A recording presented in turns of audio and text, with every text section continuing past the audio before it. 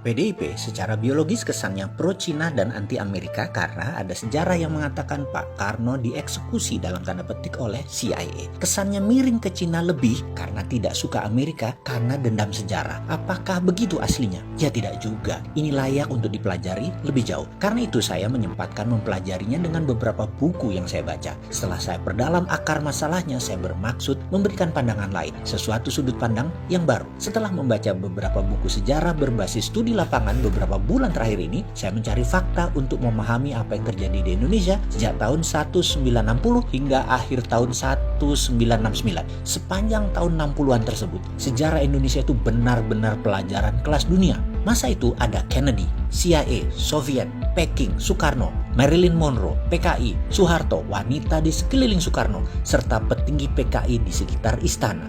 Serta banyak lagi drama di tahun 60-an tersebut menarik sekali. 3 buku saya habiskan dalam waktu 2 bulan kemarin. Setelah membaca, saya pun menganalisa, sehingga saya rasanya punya pendapat lain melihat sejarah dan realita terhadap apa yang terjadi terhadap Presiden Soekarno. Kita semua tahu bahwa globalis mulai menunjukkan taringnya di dunia di sekitar tahun 60-an tersebut, yaitu ketika mereka diusik kenyamanannya dalam hal kendali transaksi terhadap dolar, di mana mereka yang memegang dunia perbankan dan cara pembayaran menguasai Federal Reserve Amerika. Mereka memiliki kemampuan dan akses untuk mencetak uang sekalipun, dan mereka bisa. Mereka swasta loh ini. Berkali-kali saya mengatakan Amerika itu negara swasta karena memang kuat sekali swastanya, dan mereka itulah para globalis cabal. Ketika Kennedy memiliki platform baru, yaitu akan mencetak greenback by gold atau dolar negara Amerika yang dicetak berdasarkan jaminan underlying emas, maka ini ancaman bagi globalis cabal. Untuk itu, Kennedy memerlukan Indonesia. Ada perjanjian yang menguatkan rencana besar itu. Perjanjian tersebut membawa Indonesia ke kancah internasional, di mana Indonesia di tahun 60-an adalah memiliki kekuatan militer terkuat di selatan Khatulistiwa. Benar, Indonesia adalah kekuatan terkuat di bumi bagian selatan waktu itu dan atas banyak bidang termasuk ekonomi, yaitu rupiah. Pak Karno ada di tengah rencana besar dunia akan menerbitkan dolar versi negara dalam tanda petik Amerika, di mana ketika Amerika akan mencetak uang, mereka memerlukan jaminan underlying emas. Untuk itu Kennedy meminta jaminan emas Indonesia sebagai salah satu bagian dari underlying dolar terbit, yaitu dolar baru versi Kennedy. Perjanjian di Jenewa yang bernama Grand Hilton Memorial Agreement yang ditandatangani oleh Presiden Kennedy dan Presiden Soekarno menjadi salah satu tonggak besar sejarah dunia. Tetapi globalis cabal yang terancam kendalinya punya skenario lain.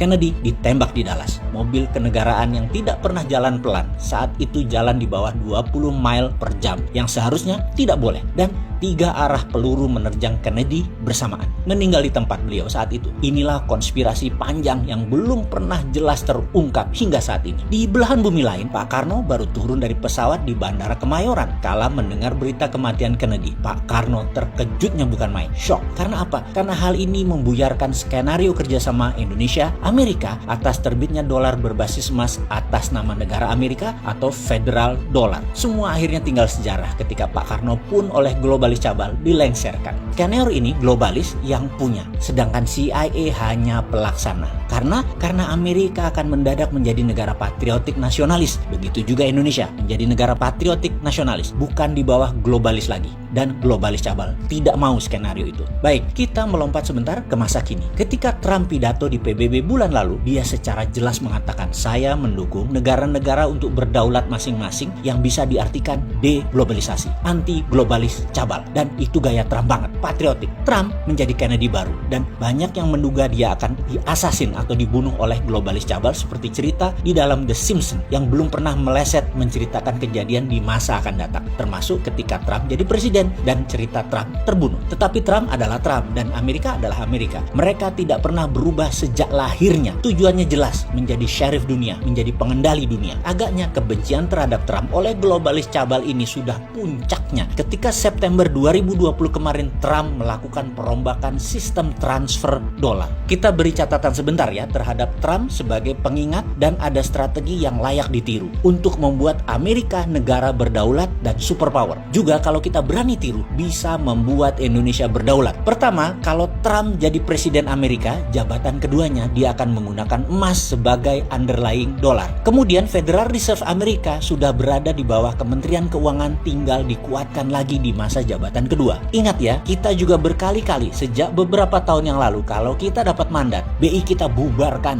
jadikan Dirjen Moneter di bawah Kementerian Keuangan. Agaknya ditiru Amerika terlebih dahulu ya. Oke, belagu juga ya si Sontoloyo ini pamer-pamer. Oke, kita lanjut. Lalu, Trump lakukan apa September 2020 kemarin? Swift transfer dolar, perusahaan network transfer money antar negara yang berpusat di Basel, Switzerland, tidak dipakai lagi. Penguasa keuangan dunia globalis cabal Rothschild mulai meredup sejak 2500 tahun yang lalu berkuasa, dan mereka termasuk yang sangat marah terhadap Trump. Oleh Trump diganti dengan kuantum komputer yang dikembangkan oleh pemerintah Amerika yang telah digunakan oleh banyak bank sentral dan Fed sebagai lending konsorsianya. Inilah perang sesungguhnya saat ini. Globalis cabal di belakang Demokrat dan Tiongkok melawan Amerika patriotis nasionalis di bawah Trump. Ada yang menarik, kesadaran bernegara Amerika lagi tinggi-tingginya sehingga beberapa pendekatan pidato Biden-Kamala terpaksa harus menirunya, yaitu agar tidak ketinggalan zaman. Biden-Kamala juga ke arah patriotisme jualan untuk pemenangan dalam Pilpres nanti. Jadi ada pengamat intelijen pertahanan dunia yang mengatakan kalau Biden menang tetap akan perang melawan Tiongkok juga globalis karena Amerika mendadak menjadi negara patriotik. Jadi